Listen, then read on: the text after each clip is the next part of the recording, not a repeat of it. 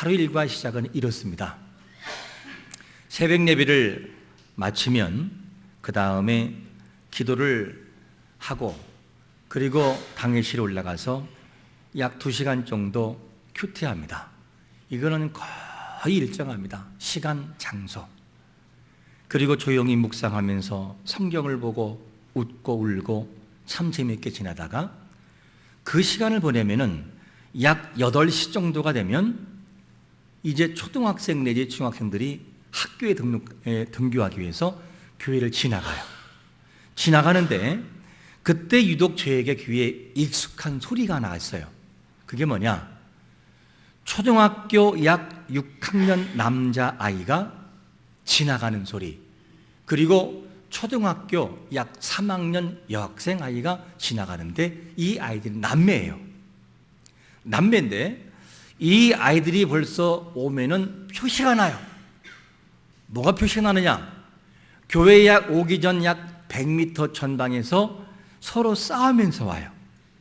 싸우면서 오는데 충청도의 고유한 그 억양이 있잖아요. 초등학교 여학생 아이가 오빠에게 이렇게 말을 해요. 흉내내며 이랬습니다. 왜 그러냐고! 왜 그러는데! 이 표현이 이것이 너무너무 자주 있어요. 어떻게 잘하냐고요? 늘상 있으면 자동적으로 읽어져요. 그렇게 싸우면서 지나가니까.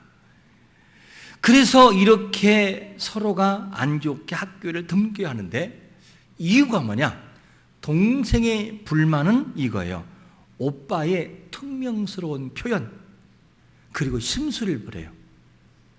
안 보려고 해도 안 들으려고 해도 들어져요. 제가 그 아이들이 지나가면 창문을 살짝 바라봐요. 그 아이들은 모를 거예요. 그런데 이 소리를 들으면 제가 절로 웃음이 나오고, 그렇게 심술 부리고 울며 가는 모습을 보면 너무 마음이 아파요. 학교 갈 때 여러분요, 울며 가면 하루가 안 좋잖아요. 그래서 말을 하고 싶어요. 왜 너희들은 자꾸만 싸우며 가느냐? 왜 동생을 살피지 못하느냐? 이 말을 하고 싶어요. 제가 그 말을 아직 못했는데 언젠가는 아마 나갈지도 모르겠어요. 왜 그러냐고, 살펴줘라, 사랑해줘라, 그 말을 하고 싶어요.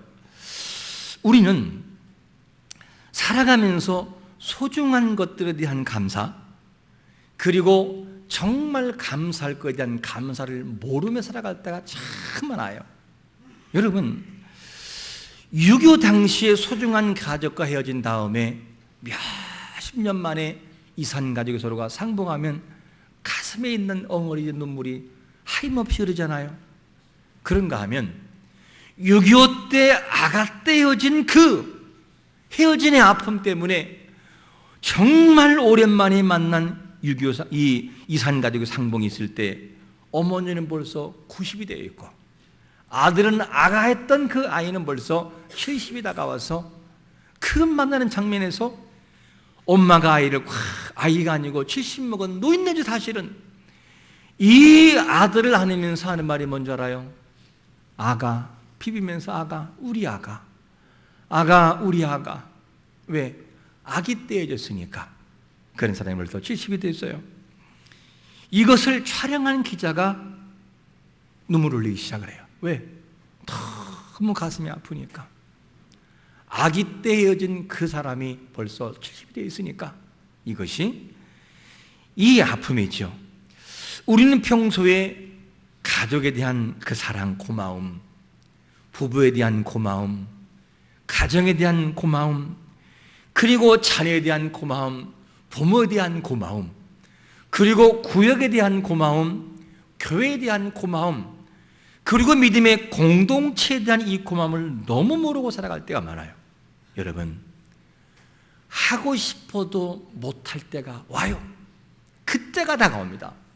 그러므로 마지막 헤어질 때는 그렇게 헤어질 거 아니겠어요? 미안해요, 미안했어, 얘들아 미안하다. 그리고 갈 우리 인생들인데 왜 후회할 일을 하냐 말이죠. 감사는 어떤 것이냐? 하나님 앞에 우리의 믿음을 고백하는 것이 감사예요. 불평은 뭐냐? 나 믿음이 없어요. 이거에 대한 증거예요. 하나님에 대한 원망과 불평이 뭐냐? 그것이 믿음이 없는 모습이라는 거죠. 여러분, 이제 벌써 오늘이 이제 6월 30일입니다. 반년을 살아왔어요. 반년을 살아오면서 우리가 어떻게 감사의 나무를 심어서 열매가 맺었습니까? 반면에 어떤 불평을 나무를 심어서 어떤 불평 열매가 맺혔습니까? 중요한 것은 뭐냐면 갈라디아서 6장 7절의 말씀처럼 사람이 무엇으로 심든지 뭐라고요? 그대로 거두리라. 거둔다는 거예요.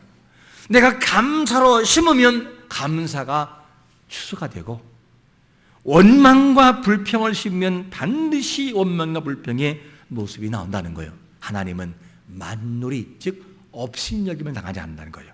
정확하신 분이기 때문에 이것을 우리가 하는 것이 참 중요합니다. 그런데 오늘 본문에도 감사에 대한 부분이 나오고 있어요. 감사하는 자와 감사하지 못하는 자가 나와요. 두 부류가 딱 서 있는데, 어느 날 예수님이 예루살렘을 가시기 위해서 어딜 가시느냐? 사마리아와 갈릴리 사이를 지나가셔요. 지나가시는데 이때 마침 나병 환자 10명이 예수님께 다가와요. 나병 환자 10명이 다가온 이유는 뭐 있을까? 나병 환자는 집단 생활해요. 성 안에 거하지 못하고 쫓겨나서 집단 생활을 합니다. 그리고촌락을 이루어서 함께 공동생활해요. 그때 예수님이 지나가신 걸 알고 10명의 사람들이 정말 예수님께 다가왔어요. 예수님께 오기는 왔는데 가까이 올 수 있어요, 없어요? 못 오는 거예요. 그들도 가까이 오고 싶지요. 왜냐하면 가까이 올 수 없는 이유가 뭐냐면 나병 환자는 부정한 병이에요. 당시 사람을 가까이 하면 안 되는 병이기 때문에, 그래서 가까이 올 수 없는 병이기 때문에 그들이 올 수 없었어요. 그들도 분명히 예수님께 가까이 와가지고 주님, 저희 안수해 주세요. 주님, 위로해 주세요. 네가 많이 힘들었구나. 이렇게 하고 싶겠죠. 그런데 가까이 할 수 없어요. 왜냐? 율법이 그거를 정해놨기 때문에. 그 근거가 어디 나오냐? 레위기 13장 45, 46절에 보니까 이렇게 말씀합니다. 나병 환자는 옷을 찢고 머리를 풀며 윗입술을 가리고 외치기를 부정하다 부정하다 할 것이요, 병이 있는 날 동안은 늘 부정할 것이라. 그가 부정한 적 혼자 살되 진영 밖에서 뭐 한다고요? 살지니라. 이 나병 환자에 걸린 것도 아픈데, 나병도 걸린 것도 이 아픔인데, 당시 나병 환자는 부정한 사람으로 완전히 간주가 되어버렸어요. 이렇게 돼서 격리조치, 가족과 이별하고 친구와 이별하고 공동체에서 떠나야만 됐어요. 이게 나병이었습니다. 그리고 난 다음에 이 가족과 이별한 다음에 하는 말이 뭐냐? 윗입술을 가리고, 극도의 이음은 극도의 슬픔의 표현이에요. 이 표현. 그러면서 사람들이 가까이 다가오면 부정하다 부정하다, 가까이 오지 마세요, 가까이 오지 마세요, 이 말에. 그러면서 가까이 오는 것을 스스로가 방지해야만 됐어요. 여러분, 이게 얼마나 아픔이에요. 이들에게 소원했다면 병을 낳아서 어디로 가는 거라? 가족에게 돌아가는 거였을 거예요. 그리고 지금 여러분과 같이 이렇게 성전에 나와가지고 하나님께 예배하고 하나님을 찬양하는 것이 최고의 소원일 것입니다. 그런데 그들은 나병이라는 이 병 때문에 그렇게 못한다는 거예요. 얼마나 주님을 만나고 싶을까? 얼마나 가족에게 돌아가고 싶을까? 이들의 아픔이죠. 그런데 이 모습을 바라보시고 주님께서 멀리서 바라보시고 너무너무 불쌍했어요. 그러고 난 다음에 하신 말씀이 뭐냐면, 얘들아, 제사장에게 너희 몸을 보여라, 이렇게 말씀을 하셔요. 그랬더니만 제사장에게 몸을 보이라고 할 때 이들이 그대로 순종해버려요. 그냥 가요. 그에게 갑니다. 왜 이들은 예수님은 그냥 말씀을 하시기를, 얘들아, 예수님에게 이 제사장들이 가가지고 몸을 보이라고 했을 때 그냥 한마디 대꾸를 하지 않고 갔을까? 이유는 뭐냐면 이들은 벌써 예수님이 누군지를 알고 있어요. 평소에 예수님이 어떤 분인지, 그분은 죽은 자를 살리고 귀신을 쫓아내고 병든 자에게 손을 얹으면 낫는 것을 알 수 있어요. 손을 안 대도 말씀으로만 하시옵소서, 명령만 내려도 낫는 것을 이미 알고 있어요. 뭐를 통하여? 소문과 경험과 말을 통해서 알고 있다고 말이죠. 그러니까 이들은 너희들 가서 제사장에게 뭘 보이라 이렇게 말할 때는 뭔가 있다, 뭔가 있다, 이걸 알고 있는 거죠. 그러니까 한마디 불평하지 않고 그냥 가는 거죠. 가다가, 근데 이게 웬일입니까? 가다가 병이 깨끗하게 나았는데 그 상황을, 당시 상황을 이렇게 증언합니다. 누가복음 17장 14절에 보니까 이렇게 말씀하죠. 보시고 이르시되 가서 제사장들에게 너희 몸을 보이라 하셨더니 그들이 가다가 뭐 했다고요? 깨끗함 받은지라. 가다가 병이 나은 거죠. 이거를 리얼하게 우리로 표현한다면, 나병 환자는 코가 완전히 다 사라져버려요. 그리고 입술의 이 모든 모습이 정상이 아니에요. 눈도 찌그러지고 눈도 정상이 아니에요. 손도 가끔씩은 다 이게 떨어져 나가가지고 붕대로 감고 있어야 돼요. 이렇게 살아가요. 그런데 이들이 10명의 사람들이 그런 일을 당하고 있는 사람들이 이 예수님 말씀 따라서 간 거예요. 가다가 갑자기 어떻게 우리말을 바꾸면, 야, 너 코 있다. 야, 손이 그대로 있네? 너도 그래? 나도 그래? 이런 말이에요. 쉽게 말하면. 이것을 알았다 그 말이에요. 손에 이렇게 움푹 파여진 모든 진물이 나오는 이 현상들이 갑자기 깨끗해진 거예요. 이거를 스스로가 알 만큼, 서로가 서로를 알 만큼의 치유가 일어나는 것입니다. 이렇게 됐어요. 그런데 이 정도가 된다면 억압된 그들, 공동생활에서 벗어나서 이렇게 집단으로 살아가야만 되는 고통의 세월을 이제는 벗어난 걸 알았기 때문에 그들의 10명은 서로가 부둥켜 안고 울면서, 야, 우리 하나님께 감사하자, 주님께 가자라는 말을 했어야만 됐어요. 그러면 이들은 어떻게 행동했을까? 이 10명들이 모두 다 함께 주님께 돌아왔을까? 성경은 뭐라고 말씀하냐면 몇 명만 나오느냐? 첫 번째로 이런 표현을 해요. 단 몇 사람만? 한 사람만 들어왔다는 거예요. 우리 한번 17장 15절 말씀을 같이 한번 읽어볼까요? 시작.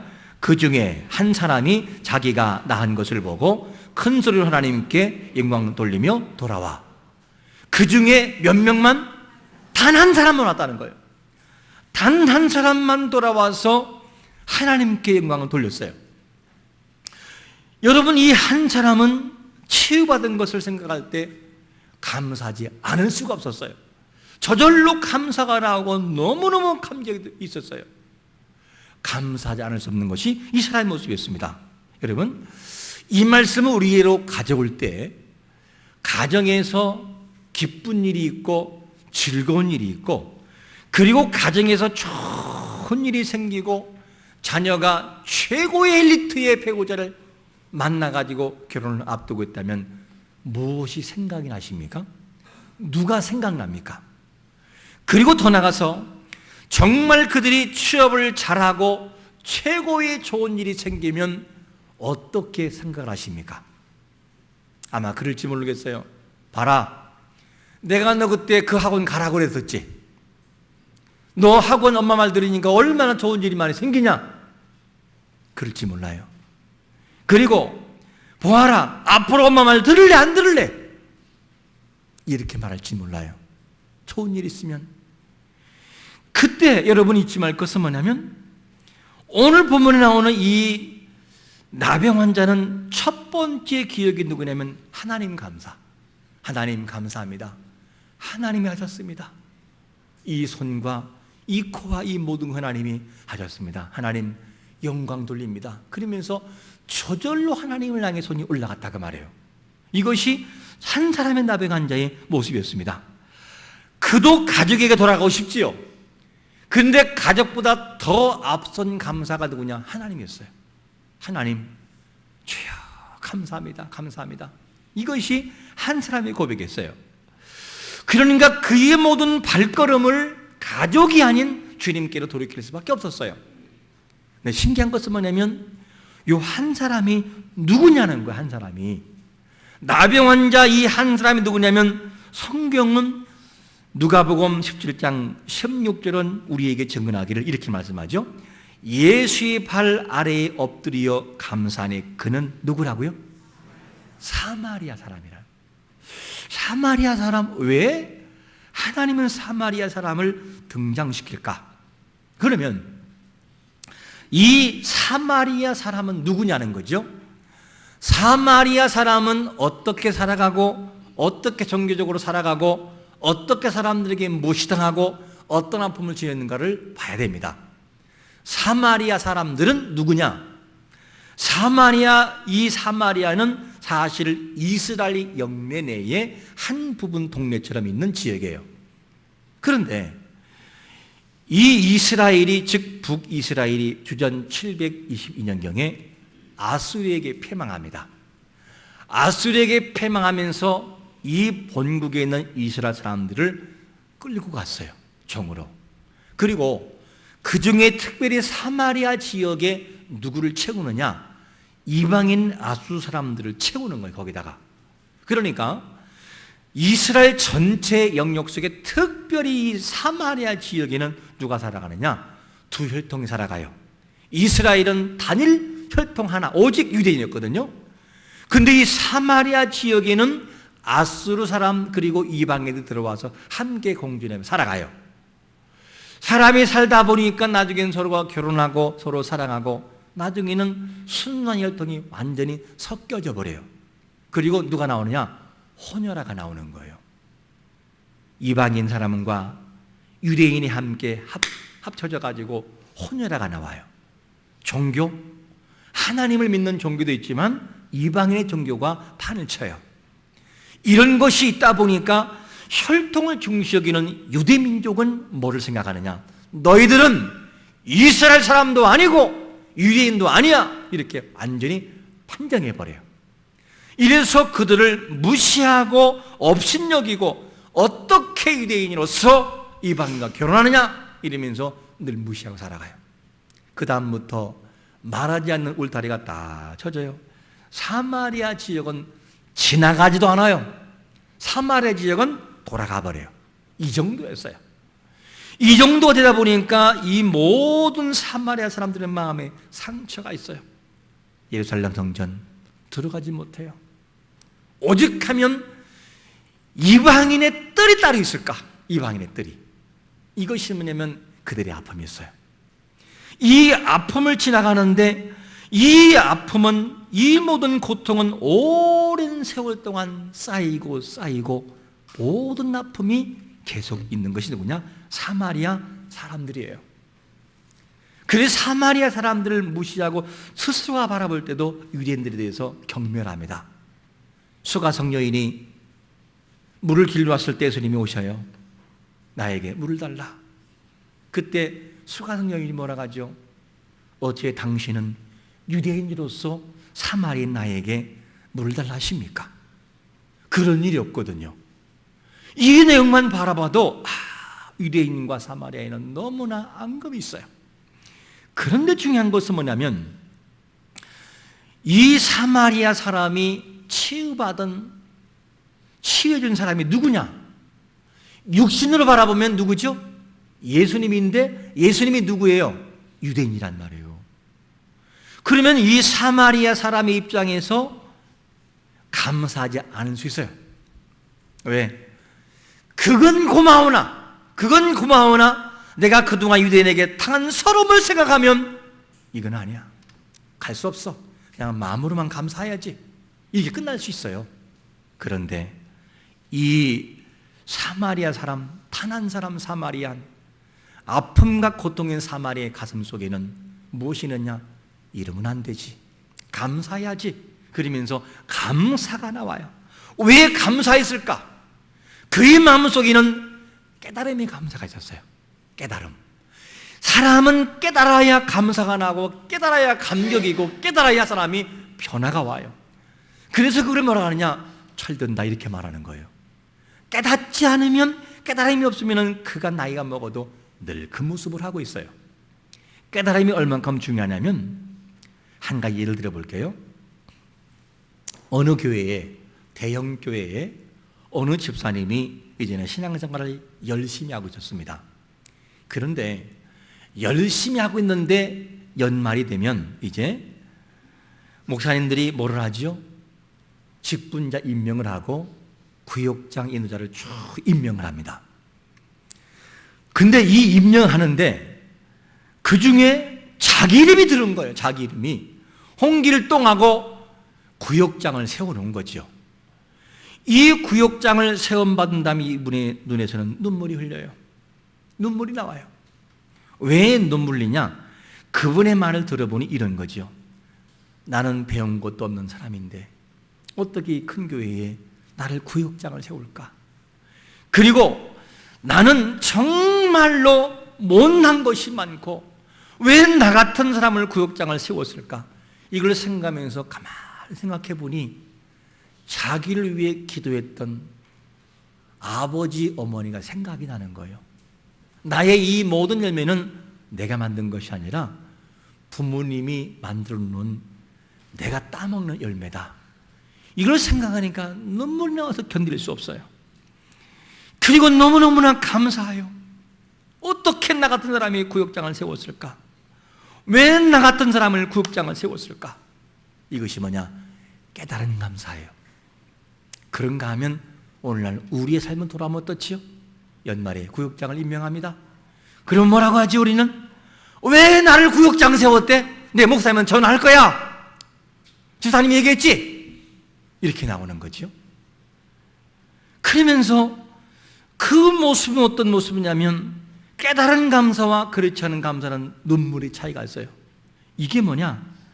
깨달음은 분명히 차이가 있다는 거예요. 여러분, 이 중에 혹시 구역장 세움받았다고 인도자 권찰림 됐다고 눈물 흘려보신 분 손 들어보세요. 한번. 있나요? 왜 없을까? 깨달음이 없기 때문에요. 여러분, 하나님이 우리를 건강 유심으로 구역장을 세우고 인도자를 세우고 권찰 세운 것은 감사할 내용 중에 감사할 것을 믿으시기를 축원합니다. 건강 주시니까 그 일도 하는 거고 그 많은 사람 중에 믿어주니까 그 일에 세워지는 거예요. 누가 함부로 구역장을 세워요? 안 되는 거예요. 그만큼 내가 신임받고 있다라고 하는 증거고 담임 목사에게 인정받는 것뿐만 아니라 하나님께 인정받고 있다는 것을 여러분들이 아셔야 돼요. 이 깨달음이 있다면 주여 감사합니다. 감사합니다. 나는 이 감사가 나와야 하는 것이죠. 이번 연도에 내년도에는 모든 직분자가 세워질 때 감격과 감사로 받으시기를 축원합니다. 깨달음의 감사가 있으면 이 은혜가 나온다는 거죠. 깨닫지 못하면 안 된다는 거죠. 그래서 이것이 깨달음의 감사인데 깨닫는 마음만 있으면 상황 따라서 어떤 상황이 날지라도 뭐가 나오느냐? 감사가 나와요. 그런데 깨닫지 못하면 어떤 상황이라도 불평이 나와요. 참 신기합니다. 똑같은 상황인데 어떤 사람은 감사하고 어떤 사람은 불평하죠. 이것이 차이가 납니다. 여러분, 다윗이 기가 막힐 웅덩이에 빠졌을 때 자기를 구원한 자가 하나님이라는 사실을 알았을 때 어떤 고백이 나온지 알아요? 다윗은 이런 고백을 해요. 우리 한번 같이 읽어보는데 시편 40편 1절과 2절을 우리 한번 같이 읽어보겠습니다. 시작. 내가 여호와를 기다리고 기다렸더니 귀를 기울이사 나의 부르짖음을 들으셨도다. 나를 기가 막힐 웅덩이와 수렁에서 끌어올리시고 내 발을 반석에 두사 내 걸음을 견고하게 하셨도다. 할렐루야. 깨달으니까 감사가 나와요. 깨달으니까 주여 하나님이 하셨습니다. 나를 구원하셨고 나를 구원해 주었습니다. 이 감사가 나온다는 거죠. 깨닫지 못하면 감사할 수 없고 깨달으면 감사가 나와요. 이게 깨달음의 차이예요. 너무나 중요한 부분이죠. 여러분, 오늘 본문에 나오는 이 나병 환자, 이 치유받은 사람은 환경은 볼 때 감사가 나올 수 없었어요. 왜? 무시당한 모든 과정을 바라보면 유대인들에게 뭐하러 갑니까? 그런데 그게 아니라는 것을 깨달았어요. 감사와 감격과 고마움이 있는 걸 알았어요. 그러니까 그 주님 앞에 가서 무릎을 꿇는 거예요. 그리고 주여 감사합니다 하고 영광을 돌리는 거죠. 이것이 누구냐? 한 사람이 감사했어요. 그러면 한 사람만 감사하냐? 분명히 10명이 치유받았는데 주님께서 이 한 사람의 감사를 바라보시고 너무나 서운하셨어요. 그걸 바라보시고 주님이 뭐라고 하신지 아십니까? 두 번째로 이런 말씀을 하셔요. 두 번째로 뭐라고 하냐면 그 9은 뭐라고요? 어디 있느냐? 그 9은 어디 있느냐? 이 말씀을 하셔요. 17절에 보니까 예수께서 대답하여 이르시되 10사람이 다 깨끗함 받지 않았느냐? 그 9은 어디 있느냐? 그 9. 주님이 기다리고 있는 게 누구냐면 그 9이라 그 말이에요. 한 사람의 그 사람도 오지만 그 9을 내가 기다렸는데 왜 그들은 오지 않느냐? 왜 감사가 없느냐? 이렇게 묻고 있는 거죠.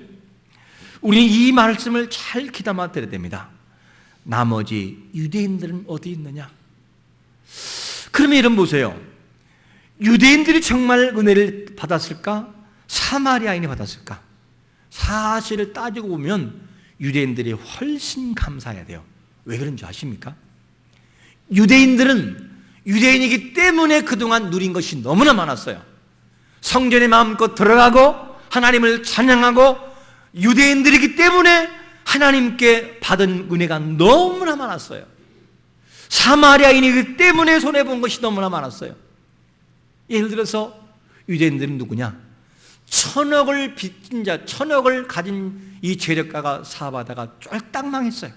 그래서 아무것도 없어요. 그때 한 재력가가 천억을 대주면서 다시 한번 사업해보라고 이러면서 천억을 대줬습니다. 이렇게 천억을 대줘서 하는 사람하고 1,000만 원을 잃어가지고 1,000만 원을 대줘서 다시 일하라고 하는 사람하고 누가 더 감사할까? 천억을 사람은 천억과 1,000만 원은 비교가 되지 않아요. 유대인들은 사실은 더 많이 감사해야 되고 감격할 사람들이었어요. 근데 그들은 돌아오지 않고 그들은 주님 앞에 감사가 전혀 없어요. 과거에 그들이 누렸던 모든 감사, 총회에 들어가고 모든 걸 할 수 있었지만 나병 환자가 딱 걸리는 순간 그들은 소외당했어요. 이 은혜를 모르고 있다 그 말입니다. 그래서 주님이 너무 서운해서 하시는 말씀이 뭐냐면 누가복음 17장 18절에서 이런 말씀하셔요. 한번 같이 18절 읽어보겠습니다. 시작. 이 이방인 외에는 하나님께 영광을 돌리러 돌아온 자가 없느냐? 이 이방인 외에는 왜 돌아온 자가 없느냐? 이렇게 말씀하는 거죠. 이 말씀을 보면서 우리는 주님의 이 질문에 깊은 생각을 해야 돼요. 어떻게? 너 감사할 일이 있지 않니? 너 감사할 일이 있잖아. 그리고 너의 인생에서 감사해야만 됐던 일이 분명히 있지 않니? 근데 왜 감사가 없느냐? 너는 왜 감사를 하지 않느냐? 이렇게 우리가 들어야 되는 거죠. 너의 인생을, 삶을 자세히 살펴보아라. 감사할 것이 얼마나 많느냐? 너는 왜 감사할 줄 모르느냐? 진심으로 감사할 자들은 이 이방인 한 사람이라 바로 너희들이란다. 근데 왜 너희는 감사가 없느냐? 사랑하는 너희들은 왜 나에게 감사할 줄 모르냐? 그 고백 우리가 드려야 되는 거죠. 여러분, 우리 답변에 분명히 답변을 해야 됩니다. 이 질문 답변해야 되는 거죠. 우리 이 말씀을 기억하며 여러분, 가족이 있음이 감사하시길 축원합니다.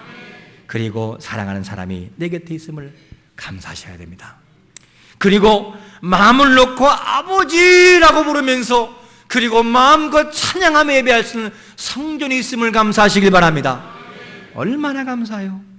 힘들고 지쳐있을 때 위로해주고 위로받을 수 있는 같은 벗이 있음이 얼마나 감사해요. 그것도 감사할 내용이고, 여러분들이 아프다 그러면 언제나 뛰어갈 수 있는 담임 목사가 있는 것이 감사하고, 그리고 이 세상 마칠 때 영원 나라에 들어갈 수 있음을 감사하고, 그리고 주일이면 점심을 공짜로 주는 교회가 있으면 감사하시기 바랍니다. 얼마나 감사해요. 그뿐만입니까? 반년을 살아갈수록 우리에게 건강과 환경과 믿음 준 것도 감사해요. 너무 감사하죠. 사실을 알고 보면, 감사를 쓰다 보면 저절로 눈물이 나올 수밖에 없어요. 그게 뭐냐? 우리의 모습이라는 거예요. 그런데 깨닫지를 못하기 때문에 감사가 없다는 것이 누구냐? 우리의 현실이라는 것이죠. 참 너무나 이것이 아픔이에요. 깨달은 감사는 이방인을 뭐냐? 감사하게 했고, 이방인의 마음을 감동시켰어요. 깨달은 감사를 가지고 하나님께 나와서 찬양하며 주 앞에 엎드렸더니만 그에게 어떤 은혜가 임했을까? 마지막으로 함께 읽어보고 마칩니다. 누가복음 19장 19절 시작. 그에게 이르시되 일어나 가라, 내 믿음이 너를 구원하니라 하시더라. 주님 앞에 나왔더니만 육신의 질병을 뛰어넘어 영혼의 치유까지 임하고, 영혼의 치유를 뛰어넘어 구원에 이른 것을 믿으시기를 축원합니다. 와, 이게 감사라는 거예요. 그러니까 이 깨달은 감사했던 한 사람 사마리아인은 구원에까지 이르지만 9명의 사람들은 육신의 질병으로 끝나버린다는 거예요. 깨달음이 이렇게 중요하다. 그러므로 우리가 살아가는 가운데에 형식의 감사에서 깨달음의 감사로 전환하시기를 축원합니다. 그래야 진짜 인생이 행복하다는 것이죠. 이 모습을 우리가 기억하면서 한 주 동안도 늘 감사하시고, 내가 있음을 감사하고, 모든 것이 감사하여 지나온 세월 동안도 감사하는 삶을 살아가시기를 예수 그리스도의 이름으로 축원합니다. 아멘. 우리 한번 시간 결단하시는데 한번 같이 결단하겠습니다. 이 시간에 우리가 결단할 것은 뭐냐면, 하나님 정말 감사합니다. 지나온 세월 모든 것이 감사하고 감사한 것뿐인데 우리가 감사하지 못하고 이렇게 살아왔습니다. 하나님, 깨달음을 달라고, 깨달음의 감사가 우리 마음속에 있도록 힘을 달라고 우리 한번 우리가 찬양 드리고 다음에 기도하겠습니다.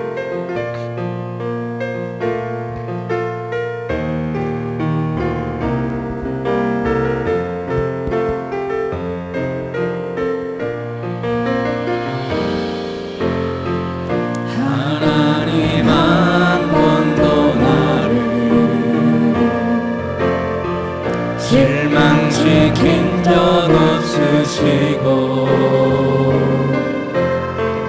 언제나 공평과 은혜로 나를 지키셨네.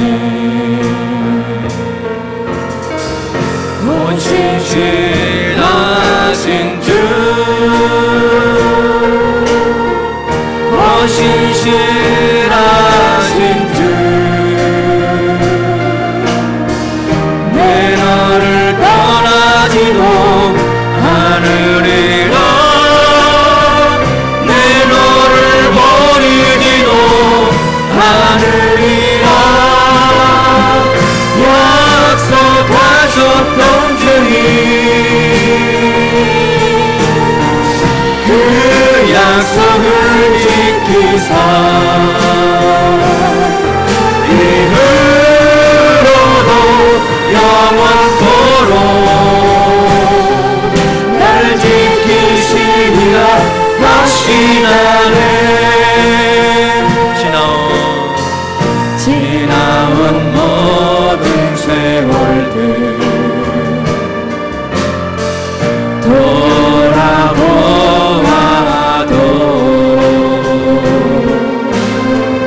그 어느 것 하나 주의 손길 안 미친 건 전혀 없네. 신실하신 주, 다 함께 소리로 찬양합니다. 오 신실하신 주, 오 신실하신 주, 내 너를 떠나지도 않으리라. 내 너를 버리지도 않으리라. 약속하셨던 주님, 그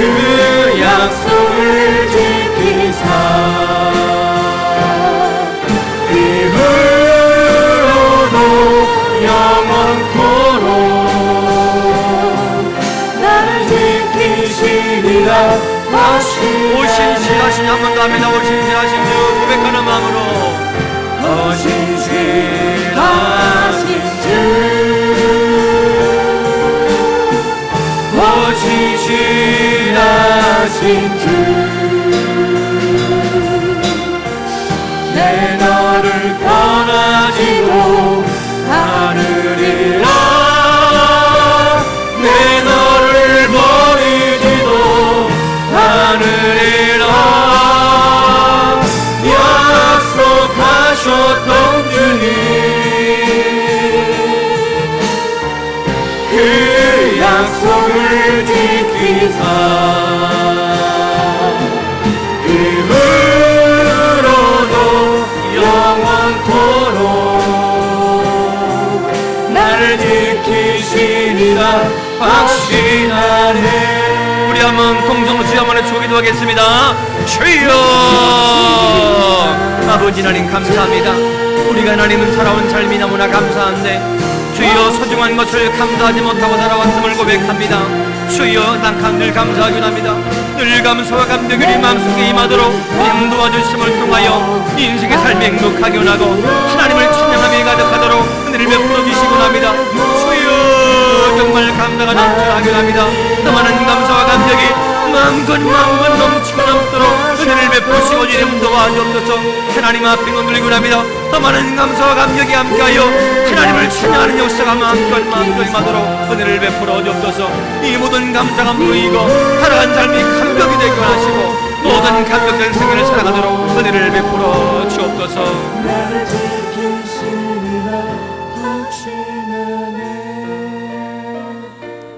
생명의 주인 되신 아버지, 우리의 인생을 돌아보니 참 감사한 것뿐인데 감사하지 못하고 진정한 깨달음이 없이 그냥 그렇게 인생을 허비하며 살아왔습니다.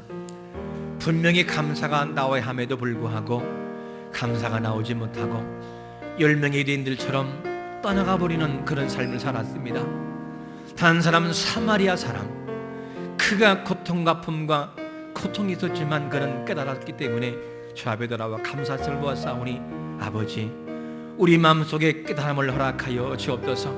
모든 것이 감사할 조건인 것을 바라보고 깨달음의 감사가 우리를 지배하도록 은혜를 베풀어 주옵소서.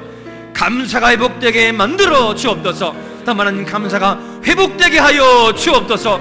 행복하게 만들어 주옵소서. 예수님의 거룩하신 이름으로 간절히 축복하며 기도합나이다. 아멘.